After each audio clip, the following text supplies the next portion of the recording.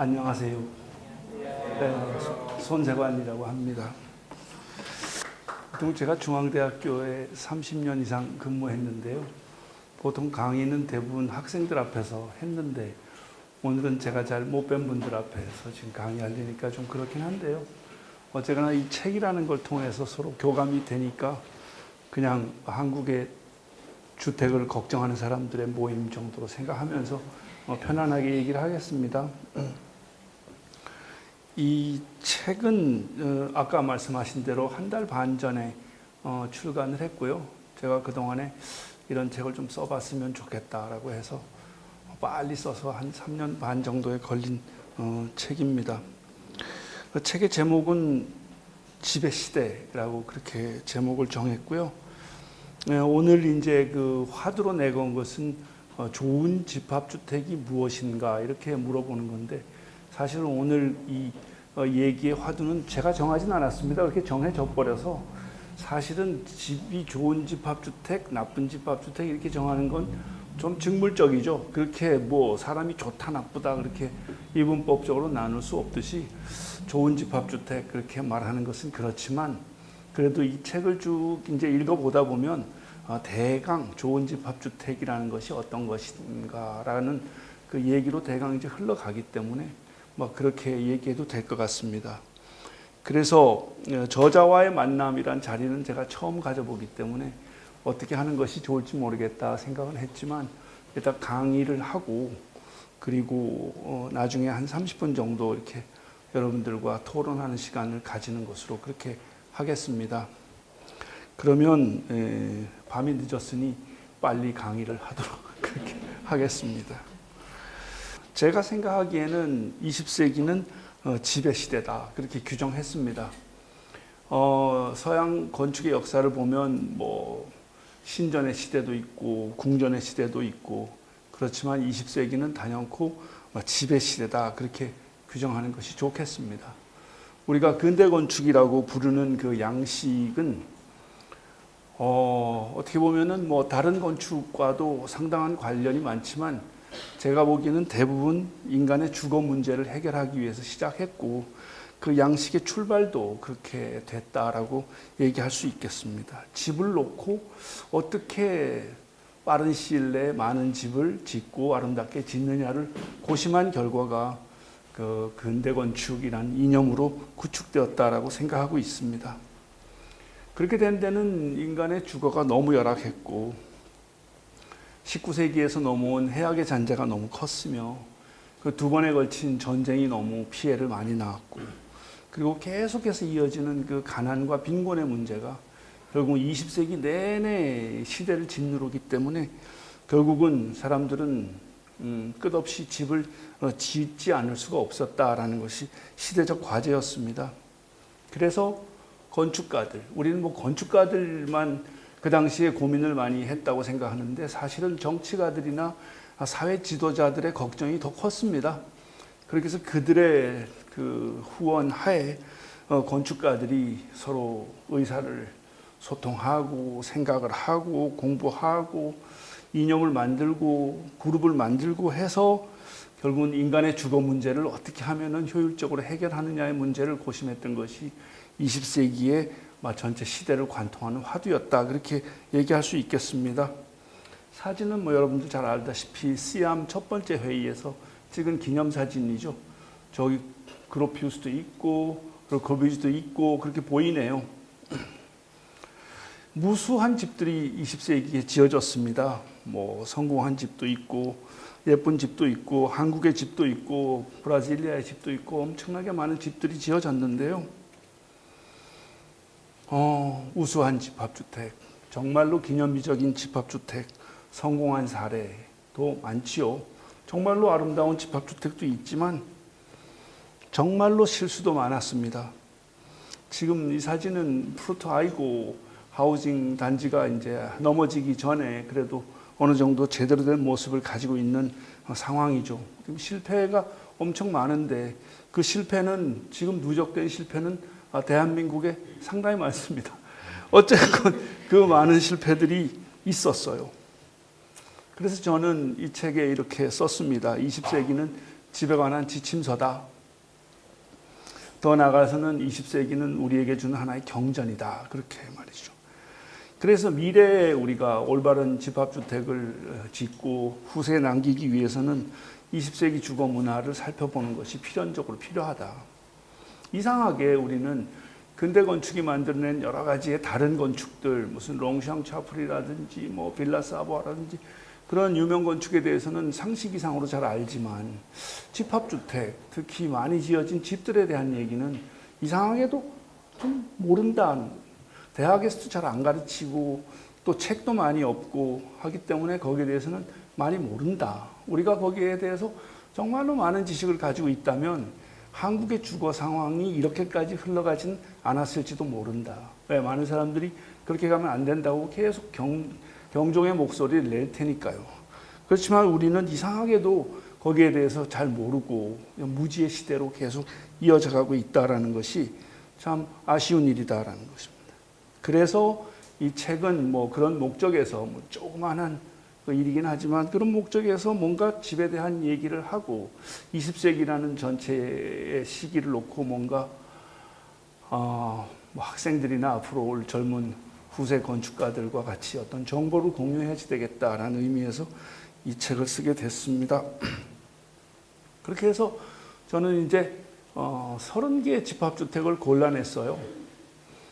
제가 3년 전에 20세기 집합주택이라는 책을 쓴 적이 있는데 그 사람들이 잘 안 읽습니다. 책이 워낙 좀 두껍고 마치 무슨 경전처럼 쓴 책이라 그걸 잘 안 읽는데 그 책에는 모든 내용이 다 담겨 있습니다. 그러니까 20세기 집합주택에서 공부를 하는 대학원 학생이다 하면 그 책을 읽어봐야 되는데 이번에 쓴 책은 너무 무겁다. 책 읽으면 금방 잔다. 뭐 이런 얘기가 많아가지고 제가 이번에 책을 쓸 때는 좀 재밌게 써보려고 노력을 했고 그리고 주인공을 건축으로 딱 놓고 거기에 대한 얘기를 좀 써보려고 했기 때문에 제가 이렇게 읽어봐도 뭐 그런 대로 재미가 없지는 않습니다.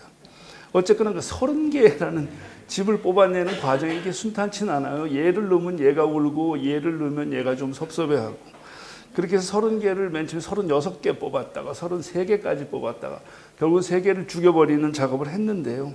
그러니까 시대를 빛낸 집합주택을 어떤 기준으로 뽑았냐를 제가 썼습니다. 첫 번째는 어떤 새로운 이념이 담겨 있어야 되는 게 아니냐.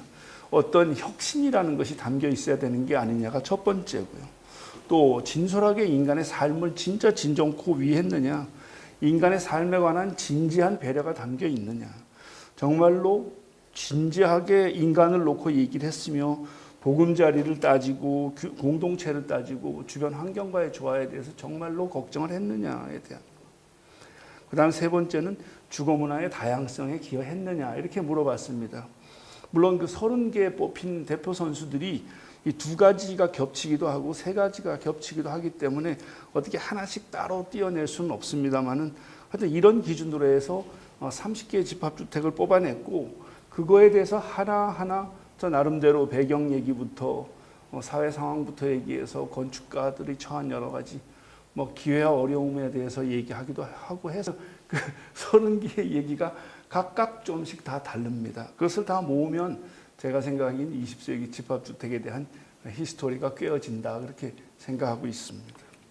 그렇게 해서 일단은 이 세 가지 화두를 놓고 제가 몇 개의 집합주택들에 대해서 한번 얘기를 해보고 그리고 나중에 좋은 집합주택이 무엇인가에 대해서 한번 생각해 보겠습니다.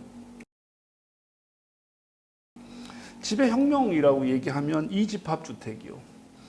파리의 프랭클린가 25번지 아파트에서부터 시작되었다. 건립 연도는 1904년이고요. 건축가는 오규스트 페레라는 건축가입니다. 이 건축은 규모가 작아요. 한 층에 한 세대에 들어가는데 10층이니까 기껏해야 뭐 한 8세대. 오규스트 페레가 자기 가족이 살기 위해서 지은 집합주택입니다. 이 집합주택은 작지만 여러 가지 그 좀 뭐랄까 개혁적인 내용들이 상당히 많이 담겨져 있습니다. 이 집합주택은 근대적 아파트 최초다 그렇게 얘기를 하고 개방성을 달성한 최초의 아파트다. 항상 최초가 많이 붙습니다. 철근 콘크리트를 사용한 최초의 아파트다 그렇게요. 그리고 책에도 20세기 근대 건축사에 꼭 이 건물이 제일 처음에 이렇게 챕터에 나오죠. 그만큼 아마 20세기에 문을 연 새로운 개념의 건물로 비록 주택뿐이 아니고 다른 일반 건축에서도 등장하는 건물이죠. 20세기 건축 최대 화두가 개방성입니다. 어떻게 하면 햇빛에 많이 노출시키냐, 많이 경관에 노출시키냐가 개방성이라는 개념으로 오픈니스라고 얘기하는 그것이 이 아파트에서 처음으로 달성되었다는 것입니다. 저 평면에 보시면 이렇게 팔을 벌린 디귿자형 평면에 주요한 실은 전부 다 바깥쪽에 이렇게 배열되어 있고 서비스 공간이나 소위 우리가 얘기하는 코어는 뒤쪽에 가 있죠. 그게 지금 우리가 파리에 가서 보는 아파트들, 도로를 따라 쭉 이어져간 아파트들과 획기적으로 다른 측면이라 어떻게 보면은 처음으로 시대의 문을 열었다라고 얘기할 수 있는 아파트입니다. 두 번째 카사 밀라는 흔히 밀라 주택은 어떻게 보면은 집이라는 것이 가지고 있는 기존의 어떤 이미지를 싹 바꿔버리고 과연 우리가 저걸 집이라고 할 수 있는가에 대한 어떻게 보면 이미지에 있어서의 개혁을 확실히 해버린 집이다라고 생각할 수 있으므로 저는 어떤 20세기 초반부에 새로운 미학, 새로운 공간 개념이라는 것을 기다리고 있던 건축가들에게는 이것이 답이다라고 던져주는 가장 시대적인 요구를 가장 잘 표출하고 있는 집이다 그렇게 얘기를 할 수 있겠습니다. 이 집합주택, 이 아파트의 가장 핵심은 두 개 중정에 있습니다. 물론 이 바르셀로나가 스페인이라는 나라가 가운데 항상 파티오를 두는 중정주택이 전통이었기 때문에 그 전통을 대강 계승했다 할 수도 있지만 그것을 과감하게 주택 가운데다 둔 것은 어떻게 보면 되게 혁신이죠. 그리고 그것도 역시 밝은 내부 공간을 위한 개방성을 가장 중요한 계획의 목표로 주었다라는 것에서 시대의 큰 흐름에 부합한다라고 얘기할 수 있겠습니다. 그리고 이 건물을 보면 알다시피 사각도 없고 보편성도 없고 정상이라고는 하나도 없으니 우리가 가지고 있는 어떤 일반적인 건축을 다 뭉개버리고 건축과 자연이라는 경계도 허물어버린 되게 획기적인 건물이었다라고 얘기할 수 있고 그것은 가우디가 생각했던 기술에 대한 어떤 독특한 어떤 생각에서부터 그것이 만들어졌다 그렇게 생각할 수 있을 것 같습니다. 그리고 가장 본격적인 개혁이라는 것은 결국은 이 전시회 1927년에 독일의 슈투트가르트에서 있었던 바이젠호프 주택 전시회가 어떻게 보면 가장 폭발력이 센 하나의 개혁의 시작이었다라고 생각할 수 있겠죠. 독일 공작연맹이 주최했던 이 전시회에서 가장 중요한 건물은 이 건물입니다. 미스 반데로가 설계한 4층 규모의 아파트. 보시면 우리 눈에 되게 익은 건물이지만 그 당시로 봤을 때는 저거는 건물이 아니다라고 생각될 만큼 되게 충격적인 건물이었다 그렇게 얘기하고 이후에 이 건물은 계속해서 아파트의 표준으로 지금 자리하기 때문에 제가 제일 밑에다 작은 사진으로 옮겨놓은 것은 반포 1단지 아파트입니다. 반포 1단지 아파트가 지어진 것이 1970년대 초반인데 그것과 1927년도에 지어진 저 미스의 아파트가 본질적으로 다른 게 별로 없어요.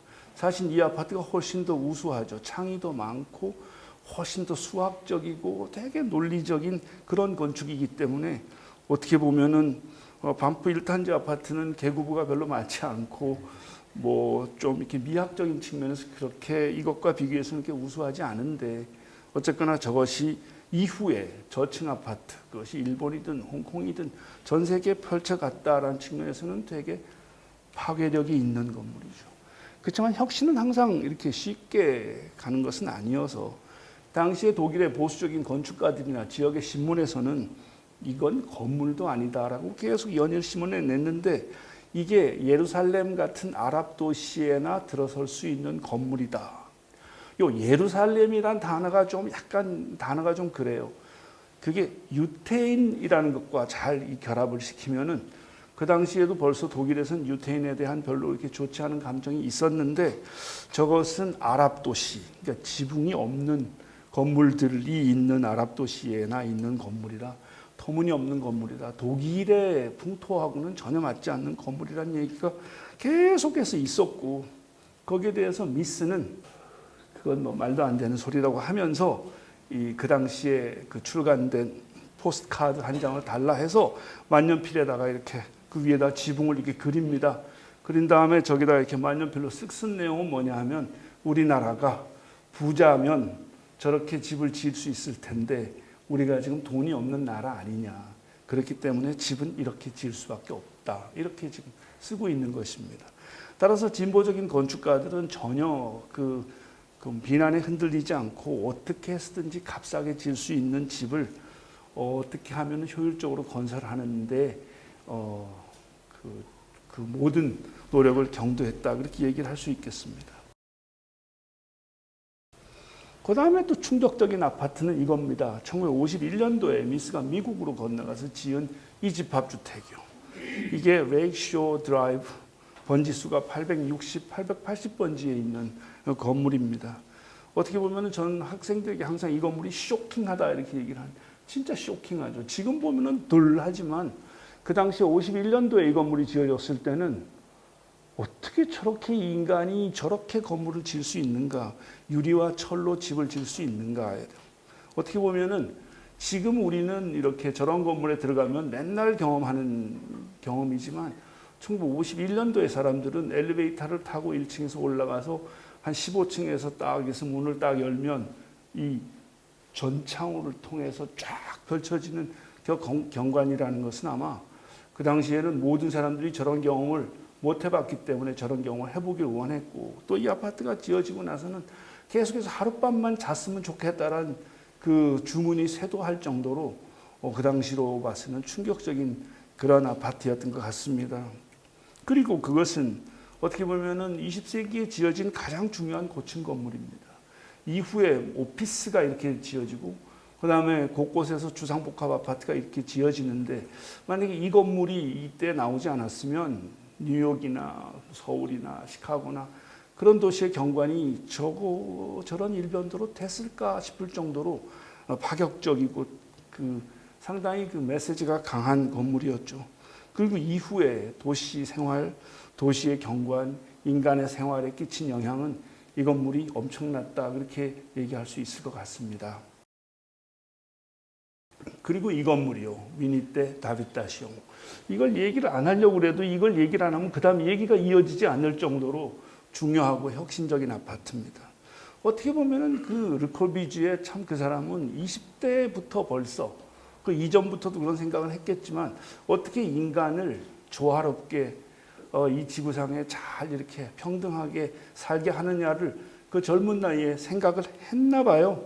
그래서 신기하게도 그 밸런스가 이루어진 공동체, 이상적 공동체상을 찾으러 돌아다니다가 결국은 이 수도원, 카르투지오 수도원에 20세 선생님이 이 양반이 자꾸 그림을 그린다고 하니까 그림 그리면 참 먹고 살기도 어려운데 건축가가 되는 게 좋다라고 자꾸 생각하면서 그 어린 제자에게 자꾸 여행을 권합니다.